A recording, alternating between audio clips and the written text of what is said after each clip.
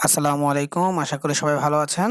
Microsoft ওয়ার্ডের আজকের ভিডিওতে আমরা দেখব কিভাবে একটি প্রত্যয়নপত্র রেডি করা যায়। আমার ডিসপ্লেতে আপনারা যে প্রত্যয়নপত্রটি দেখতেছেন প্রাথমিক শিক্ষা অধিদপ্তরের একটি প্রত্যয়নপত্র। এই সেম ডিজাইনটা আমি আপনাদের আজকে করে দেখাবো। খুবই সিম্পলি ভাবে এবং সহজভাবে কিভাবে করবেন সেটাই আমি আপনাদের দেখাবো। আপনারা এই কাজটি যদি শিখতে পারেন আশা করি অন্যান্য যেকোনো অধিদপ্তর হোক বা বিভিন্ন প্রতিষ্ঠানের শিক্ষা প্রতিষ্ঠান হোক বা অন্য যেকোনো প্রতিষ্ঠানের প্রত্যয়নপত্র আপনারা খুব সুন্দরভাবে রেডি করতে পারবেন। তো আমি সেটা করার জন্য আমি আমার ওয়ার্ড ডকুমেন্টে চলে যাব। একটা নিউ ব্ল্যাংক পেজ নিলাম। এখানে A to Z আপনার পেজ সেটআপ থেকে শুরু করে এবং যাবতীয় যে কাজগুলো সবগুলোই আমি একটি, একটি করে দেখাবো আপনাদের। তো আমি প্রথমত যে কাজটি করব সেটা হচ্ছে এখানে আমি পেজ সেটআপটা আ যেটা আছে আমি সেটা পেজ সেটআপটা কিছুটা করে নিব। তার মধ্যে লেআউটে গিয়ে আপনারা যারা পেজ সেটআপের কাজ জানেন তারা তো জানেন, যারা জানেন না তারা এটা ফলো করবেন। লেআউটে গিয়ে সাইজটা নিবেন যে A4, লেআউটে আসার পরে A4 সিলেক্ট করবেন এবং প্রত্যয়নপত্রের জন্য যেহেতু আড়াআড়ি অবশ্যই এটা আমি ল্যান্ডস্কেপে করব। তো ল্যান্ডস্কেপ দিলাম ওরিয়েন্টেশন থেকে এবং মার্জিন থেকে আপাতত নরমালি আছে।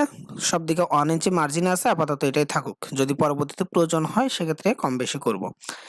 এরপরে আমি হোমে চলে আসলাম। হোমে চলে আসার পর এবার আমাকে ফন্টটা চেঞ্জ করতে হবে। আচ্ছা, ফন্টটা এখনই চেঞ্জ না করি। আপনাদের একটু সুবিধার্থে একটা কথা বলি। সেটা হচ্ছে এখানে প্রত্যয়নপত্রে যে লেখাগুলো দেখতেছেন আপনারা বাংলায় যে লেখাগুলো, আপনারা চেষ্টা করবেন যেকোনো এই টাইপের প্রত্যয়নপত্রগুলোর ক্ষেত্রে অবশ্যই লেখাগুলো টেক্সট বক্সে লেখার জন্য। আপনারা অনেকে যেটা করেন এরকম ডিজাইন ছাড়া যদি নরমালি থাকে প্রত্যয়ন সেক্ষেত্রে আপনারা সরাসরি লিখে দিতে পারেন পেজের মধ্যে। তবে যদি এরকম হালকা পাতলা ডিজাইন থাকে সেক্ষেত্রে টেক্সট বক্সের মধ্যে লিখলে সুবিধা কি আপনি প্রতিটা লেখাকে আলাদা আলাদা ভাবে আপনি সাজাতে পারবেন, সুন্দর করে সাজাতে পারবেন, কোনো প্রকার সমস্যা হবে না। আর যদি এই ডিজাইনের থাকার পরেও আপনি যদি পেজে লিখেন সেক্ষেত্রে আপনাকে নাড়াচাড়া করতে সাজাইতে একটু বেগ পাইতে হবে। তো আমি আজকে সম্পূর্ণ ডিজাইনটা হচ্ছে টেক্সট বক্সের মধ্যে নিয়ে দেখাবো এবং যাতে আপনাদের সময় বাঁচে, সময় যাতে টাইপিং এর সময়টা বেঁচে যায় সেজন্য আমি আলাদা একটা পেজে জাস্ট টেক্সট গুলো লিখে রাখছি। এখানে আমি জাস্ট কপি করে আপনাদের ডিজাইন গুলো ফরম্যাটিং গুলো দেখাই দিব। তো আমি এখানে চলে আসলাম। এখানে আসার পরে প্রথমত একটা কাজ করি সেটা হচ্ছে এইখানকার যে সাইডের একটা বর্ডার আছে আমি এই বর্ডারটা দিয়ে শুরু করি। পেজ বর্ডার যেটাকে বলে। পেজ বর্ডারটার কাজ আপনারা যারা জানেন না তারা দেখে নেন। পেজ বর্ডারটা এখান থেকে ডিজাইন অপশনে যে মেনুতে চলে যাবেন। ডিজাইন মেনুতে আসার পরে একদম লাস্টে একটি অপশন পাবেন আপনার page border, watermark, page colour, page border. তো পেজ বর্ডারে আসার পরে আমি যে ডিজাইনটা এখানে দেখছেন একটু পাতার মতো করে আপনাদের যেটা পছন্দ মতো দিতে পারবেন। তবে এইখানে যদি আপনারা এইখানের যে দাগগুলো আছে এগুলো থেকে দেন তাহলে দিবেন। আর আমি যেটা করেছি সেটা হচ্ছে আর্ট অপশন থেকে নিয়েছিলাম। তো আর্ট অপশনের যে নিচে নামলে আপনারা এখানে অনেকগুলো অপশন পেয়ে যাবেন। এখান থেকে আপনাদের পছন্দ অনুযায়ী একটি বর্ডার এখানে দিয়ে দিতে পারেন। তো আমি যে বর্ডারটা দিছি সেটা একটু নিচের দিকে ছিল। এখন দেখি যদি চোখে পড়েও সেটাই দিব অথবা যদি অন্যটা দিব। তো এটাই মনে হচ্ছে সেটা। তো আমি এটা ক্লিক করলাম। ক্লিক করার পরে এটার বেশ কিছু কাজ আছে। সে কাজের মধ্যে একটা হচ্ছে কালার। এটা আপনি কোন কালারে দিবেন? তো আমি এটাকে একটু নেভি ব্লু কালারটা দিই। নেভি ব্লু কালার দিলাম এবং হোয়াইটটা এখানে আছে 24 পিটি, এটা আমি কিছুটা কমাই দিচ্ছি 15 দিয়ে এখান থেকে এপ্লাই দিলাম। এবার দেখেন আমার একটা সাইডে একটা পেজ বর্ডার চলে আসছে। তো পেজ বর্ডারটা একটু ছোট করে নিই পেজটাকে। এই পেজ বর্ডারটা চলে আসছে। পেজ বর্ডারটা আসার পরে বাকি কাজগুলো আমি ধাপে ধাপে করতেছি। এবার দেখেন টেক্সট বক্স নিয়ে যে কাজগুলো বলছিলাম আমার টেক্সটগুলো সবগুলো টেক্সট বক্সের মধ্যে রাখবো যাতে কাজের ক্ষেত্রে সুবিধা হয়। টেক্সট বক্সটা আপনারা কোথায় পাবেন? ইনসার্ট অপশনের শেপ অপশনে আসলে শেপের একদম প্রথম যে বক্সটা এটা হচ্ছে টেক্সট বক্স অথবা এই যে বাইরে যে অপশনটা আছে এখান থেকেও নিতে পারেন। এই যে টেক্সট বক্স দুইটার যেকোনো এক জায়গা থেকে আপনারা নিতে পারেন। তো আমি একটা একটা করে নিচ্ছি। দেখেন টেক্সট বক্সে প্রথম এখানে দিয়ে দিব কি গণপ্রজাতন্ত্রী বাংলাদেশ সরকার যে লেখাটা সেটা দিব এখানে। তো আমি লেখাটা যেহেতু লিখে রাখছি আপনাদের সময় নষ্ট না করার জন্য এখান থেকে আমি কপি করে নিলাম, এখানে এসে পেস্ট করলাম। আচ্ছা, এইবার এটা আপাতত এখানে থাকুক। আমি আরেকটা টেক্সট বক্স নিব, লেখাগুলো এনে তারপর আপনাদের কিভাবে সাজাবেন ফরম্যাটিং করবেন সেটা একটু পরেই দেখাই দিচ্ছি আমি। প্রাথমিক শিক্ষা অধিদপ্তরটা কপি করে আমি এখানে দিয়ে দিলাম।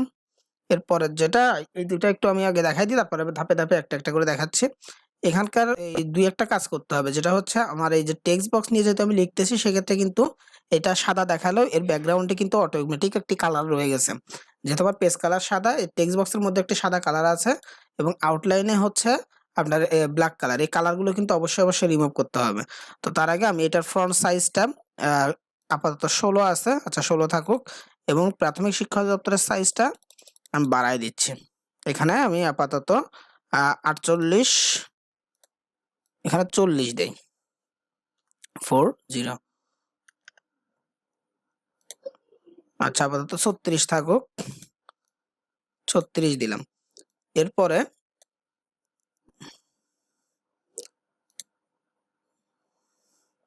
এবার এইখানে যে কাজটা করবেন সেটা হচ্ছে টেক্সট বক্সটা সিলেক্ট করে এই ফরম্যাটিং অপশনে চলে আসবেন। ফরম্যাটিং অপশনে এসে শেপ ফিল অপশন থেকে নো ফিল এবং আউটলাইন থেকে নো আউটলাইন, ঠিক সেম ভাবে প্রতিটা শেপ থেকে এভাবে আপনাকে নো ফিল এবং নো আউটলাইন করে দিতে হবে। সেক্ষেত্রে কিন্তু আপনার এই যে টেক্সটগুলো আছে এগুলো আপনি আপনার মন মতো করে নাড়াচাড়া করতে পারবেন এবং আপনি ওই যে সাইটের যে কালার বর্ডারটা ছিল সেই বর্ডারটাও আর শো করবে না। এক্ষেত্রে একটা সুবিধা, আপনি যখন লেখাগুলো নিচ্ছেন এই লেখাগুলো আপনি যদি পেজের একদম মিডল পয়েন্টে যেহেতু প্রয়োজন আপনার, যদি মিডল পয়েন্টে আছে কিনা এটা নিয়ে সন্দেহ হয় তাহলে অবশ্যই এটা সিলেক্ট করবেন। সিলেক্ট করে এই যে অ্যালাইন অপশন থেকে হচ্ছে অ্যালাইন সেন্টার করে দিবেন। অ্যালাইন সেন্টার, এটা আগে হচ্ছে আপনি এই বক্সের সেন্টার করবেন। বক্সে সেন্টার করে দিলে অ্যালাইন সেন্টার দিলাম। এবার হচ্ছে একদম একটা আপনার এটা হচ্ছে মিডল পয়েন্টে। এটা আমি একটা দেখালাম। এর পরবর্তীতে আমি যতগুলো কাজ করব চাইলে আপনারা সবগুলো একসাথে সিলেক্ট করে কন্ট্রোল চেপে সবগুলো একসাথে সিলেক্ট করে অ্যালাইন সেন্টার করতে পারেন, একটা একটা না করে। আমি একটা একটা আপাতত দেখালাম আপনাদের। এখান থেকে টেক্সটটাও মিলিয়ে দিতে হবে। আচ্ছা যাই হোক, এরপরে এই যে কালারটা প্রাথমিক শিক্ষা অধিদপ্তর, এটা একটু বোল্ড করলাম, আর একটু বড় করি, আর একটু বড় সাইজ নেওয়া যাবে। এবার এটাকে আমি একটা কালার দেই। এই কালারটা তো আপনারা যারা কাজ করছেন অবশ্যই জানেন যে ফ্রন্ট কালার কোড থেকে দিবেন। এটা হচ্ছে এই কালারটা আমি দিলাম, এখান থেকে একটু ডিপলি দিই, এটা দিলাম। তো এটা দেওয়ার পরে এটা জায়গা পজিশন মতো বসালাম। এর পরের কাজটা হচ্ছে নিচে প্রাথমিক শিক্ষা ও গণশিক্ষা মন্ত্রণালয়, প্রাথমিক ও গণশিক্ষা মন্ত্রণালয়, এই টেক্সটটা দিব। তো এটা দেওয়ার জন্য আমি উপরে যেটা করছি এটা আমি কপি করে নিয়ে আসি, অথবা কন্ট্রোল সি কন্ট্রোল ভি দিয়ে আপনারা এটা কি করলেন কপি করতে পারবেন। কপি করে নিলে আপনার যে বারবার যে কাজটা করতে হবে এই ফিল কালার এবং আউটলাইন কালার, সেটা আপনাকে আর ডাবল করে আপনার চেঞ্জ করতে হইল না। এরপর হচ্ছে পরেরটা আমি কপি করলাম, কপি করে আমি এই বক্সের মধ্যে পেস্ট করে দিলাম, ব্যাস। এরপরে এটাও হচ্ছে আপনার মিডলে দিলাম। বাকি লাইনগুলো সবগুলো একসাথে করব। এরপরের যে টেক্সটটা সেটা কপি করি, এটা হচ্ছে প্রাথমিক, এরপরের প্রাথমিক বিদ্যালয় সিলেট সদর, সিলেট দেওয়া আছে, আমি আপাতত এটাই রাখতেছি। তো প্রাথমিক বিদ্যালয় সিলেট সদর, সিলেট দিয়ে আমি এটার ফ্রন্ট সাইজটা একটু বাড়াই দিচ্ছি। এটার ফ্রন্ট সাইজ আছে এখন 16, আর একটু বাড়াই দিই। বাড়াই দিয়ে সামনের ডটগুলো আরো কিছু বাড়াই দিব। আচ্ছা, এটা দিয়ে আমি এটা মিডল করলাম, মিডল করে অ্যালাইনটা পরে একসাথে সেন্টার করব। এরপরে এখন যে কাজটা করব, আমরা এখানে একটি শেপের দাগ দিব। এই যে লম্বা করে একটা দাগ আছে নীল কালার করে, এই দাগটা দিব আমরা। এই দাগটা দেওয়ার জন্য আমরা ইনসার্ট থেকে শেপে যাব, শেপ থেকে এই লম্বা দাগটা সিলেক্ট করে নিব। সিলেক্ট করে নিয়ে এখান থেকে লম্বা করে এই সাইড পর্যন্ত দাগ দিব। দাগটা দেওয়ার সময় আপনারা শিফট চেপে ধরে দিবেন, সেক্ষেত্রে দাগটা অ্যাকুরেটলি এই সোজা থাকবে, আঁকা বাঁকা হবে না। তো এটা দাগটা দেওয়ার পরে এটার এই আউটলাইন থেকে কালারটা চেঞ্জ করে হোয়াইটটা বাড়াই দিব। হোয়াইট যেটা আছে ওয়ান হাফ আছে, এটা হোয়াইটটা একটু বাড়াই দিব। আমি এখানে 6 পিটি দিলাম হোয়াইটটা। তো দেওয়ার পরে এতটুকু কাজ শেষ। এরপরে হচ্ছে নিচের কাজটা। নিচের কাজে হচ্ছে ক্রমিক নাম্বার এবং তারিখ। ক্রমিক নাম্বার এবং তারিখ দেওয়ার জন্য আমরা এই সেম একটা টেক্সট বক্স নেই, এটা কপি করে নিলাম। কপি করে নিয়ে এখান থেকে আমি আমার লেখা যেহেতু টেক্সট আছে, আমি এটা কপি করে এখান থেকে নিয়ে নিচ্ছি। তারিখটা দেওয়ার পর আমি ট্যাব দিয়ে দুইটাকে আর একটু দূরে সরাই দিই,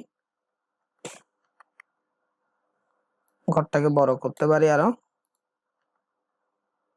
ওকে, এতটুকুতে রেখে এটা হচ্ছে সেন্টার দিয়ে সেন্টার বরাবর রাখার পরে ক্রমিক নং এটা আরেকটু দূরে সরাই।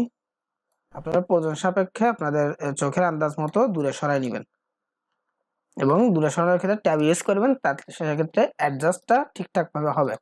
এরপর আমাকে প্রত্যয়ন পত্র টেক্সটটা দিতে হবে। প্রত্যয়ন পত্র টেক্সটটা দেওয়ার জন্য আমি এখানকার এটা কপি করে আমি এখানে বসায় নিচ্ছি। এখানে এটা হচ্ছে প্রত্যয়ন পত্র লিখবো এখানে আমি।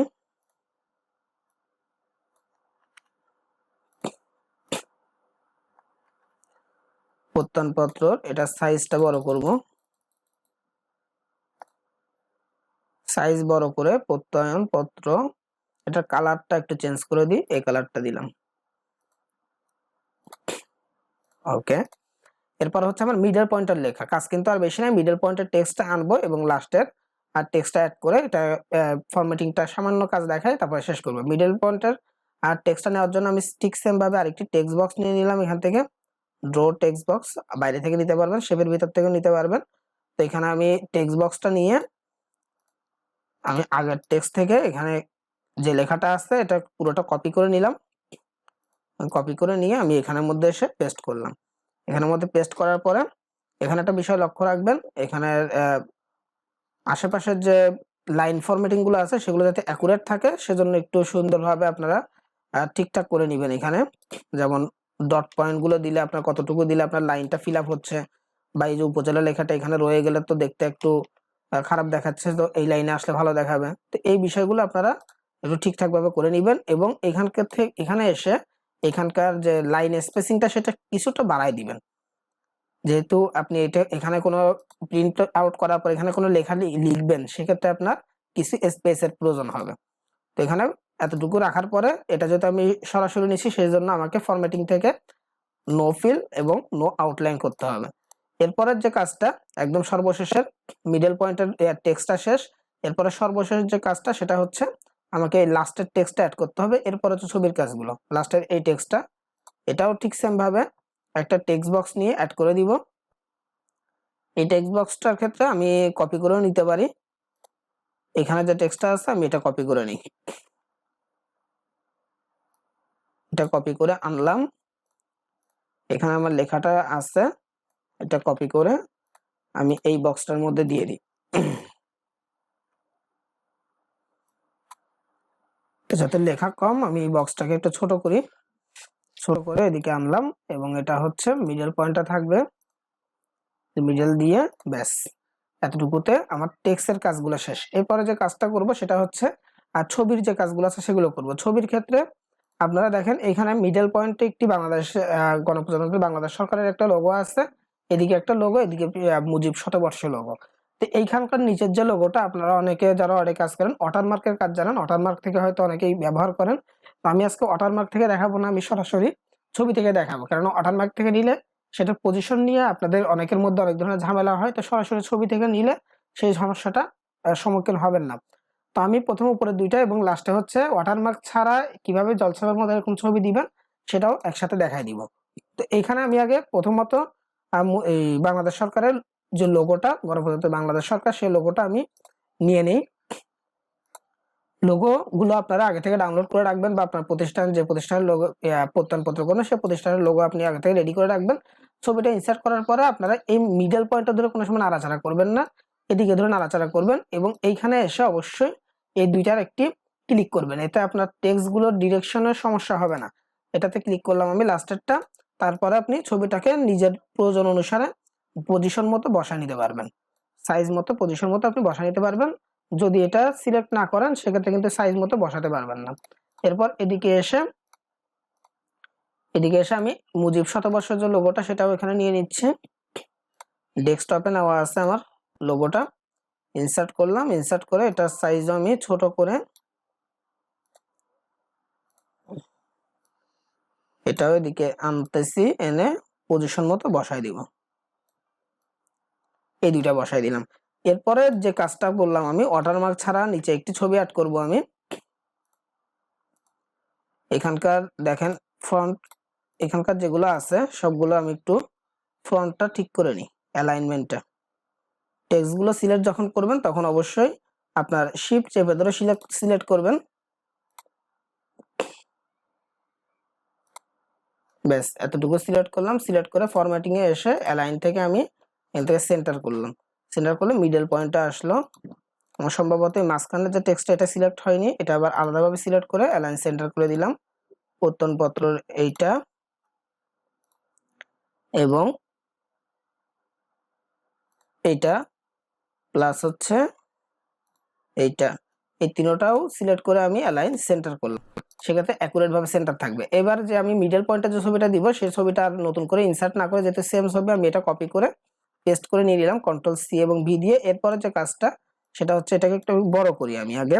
বড় করলে এটা দেখেন একদম উপরে আছে। তো লোগোটা এই সাইজ মতো নেওয়ার পরে আপনারা যে কাজটা করবেন মিডল পয়েন্টটা আনার পরে এটার এখানে ফরম্যাটিং অপশনে চলে যাবেন। ফরম্যাটিং অপশনে এসে এখানে একটি কালার অপশন পাবেন একদম কর্নারে। কালার অপশনে এসে এখানে দেখেন রিকালারের মধ্যে এখানে একটা অপশন পাবেন সেটা হচ্ছে ওয়াশ আউট। এই ওয়াশ আউট অপশনে ক্লিক করলে এটা কিন্তু অটোমেটিক ঝাপসা হয়ে গেছে। এবার ঝাপসা হওয়ার পরে বাকি যে কাজটা সেটা হচ্ছে আপনারা এইখান থেকে এটা সিলেক্ট করা অবস্থায় এখানে ফরম্যাটিং এর মধ্যে আর দুইটা অপশন পাবেন, একটা হচ্ছে সেন্ড ব্যাকওয়ার্ড, একটা হচ্ছে ব্রিং ফরওয়ার্ড। তো এখান থেকে সেন্ড ব্যাকওয়ার্ডের পাশে ক্লিক করে এখানে সেন্ড টু ব্যাক দিয়ে দিবেন। সেন্ড টু ব্যাক দিয়ে দিলে এটা অটোমেটিক আপনার টেক্সটের পিছনে চলে যাবে। তো এই দেখেন খুব সিম্পলি ভাবে আপনার এই ওয়াটারমার্ক ছাড়া ছবিটা কিন্তু একদম ওয়াটারমার্কের মতোই কাজ হয়েছে, কিন্তু এটা নিয়ে আর ফরম্যাটিং এর আর কোনো ঝামেলা হবে না। ওয়াটারমার্ক করলে কিন্তু এটা পজিশন করতে অনেকটা সমস্যা হয়ে যাইতো। তো এই যে যে কাজটি করলাম, আমার যে সার্টিফিকেটের ডিজাইনটা ছিল আমি মোটামুটি আপনাদের কাজটি দেখানোর চেষ্টা করেছি। আশা করি এই ভিডিওটা দেখার মাধ্যমে আপনারা প্রত্যয়নপত্র রেডি করতে পারবেন এভাবে খুব সিম্পলি ভাবে, কোনো ঝামেলা ছাড়া যেকোনো প্রতিষ্ঠান, যেকোনো শিক্ষা প্রতিষ্ঠান বা অন্য প্রতিষ্ঠানের প্রত্যয়নপত্র রেডি করতে পারবেন। যদি ভিডিওটি ভালো লাগে অবশ্যই ভিডিওতে একটা লাইক দিবেন। আপনাদের আর যেকোনো পরামর্শ, যেকোনো মন্তব্য কমেন্টে জানাতে ভুলবেন না। আর যারা এরকম নিত্য নতুন ভিডিও পেতে চান অবশ্যই চ্যানেলটা সাবস্ক্রাইব করবেন এবং পাশে থাকা বেল আইকনটি ক্লিক করে রাখবেন। ধন্যবাদ সকলকে।